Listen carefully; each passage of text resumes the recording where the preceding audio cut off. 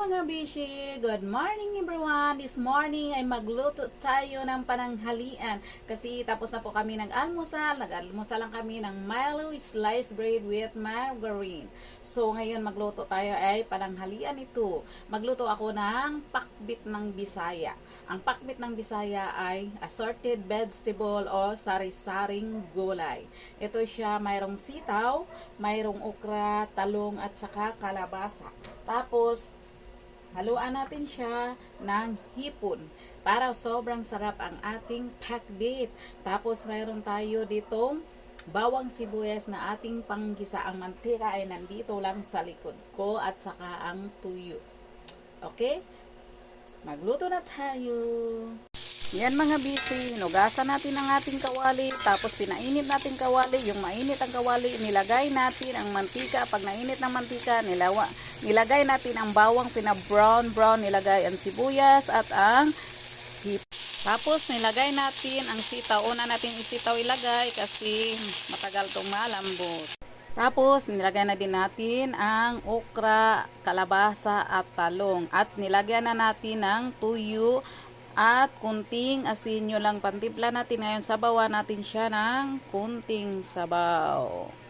Tapos palambutin na natin yung sakto lang lambot, hindi masyadong malambot, yung parang half cook lang siya kasi hindi naman din maganda pag sobrang lambot siya ang gulay. Tapos takpan natin siya para palambutin in few minutes. Habang naghihintay tayo na maluto yung niluluto natin, ay sasabay din natin ang paghugas para matapos ng pagluto natin ay tapos na din ang ating hugas. Habang nag-aantay tayo na maluto ang ating niluluto, ay sasabay din natin ang paghugas para tapos tayo nagluto, tapos na din tayong maghugas, ma-proceed tayo sa ibang gawain katulad sa maglaba, maglinis ng bahay. Ayan mga bishi, luto na ang ating pakbit. Pakbit na Binisaya.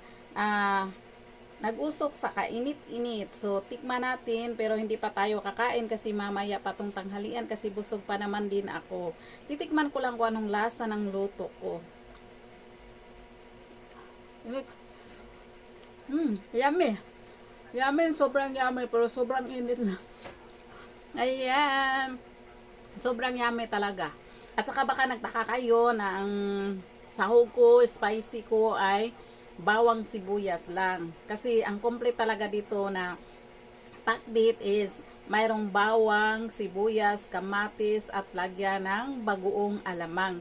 Pero kasi hindi naman kumakain ng lahat ng ganun, at saka pag may kamatis kasi madaling mapanis na ngayon, sobrang mainit ang panahon, so hindi ko nilagyan ng kamatis para hindi siya madaling mapanis ang ating nilutong ulam. Yan ang sikreto, para hindi mapanis agad ay huwag lagyan ng kamatis kasi wala naman yan sa sahog. Nasa lasa yan kung paano natin gawing malasa at masarap ang ating niluto. Katulad sa ating buhay, tayo ang gumagawa ng buhay natin kung paano natin papasarapin at yung parang takam-takam ang tao sa atin.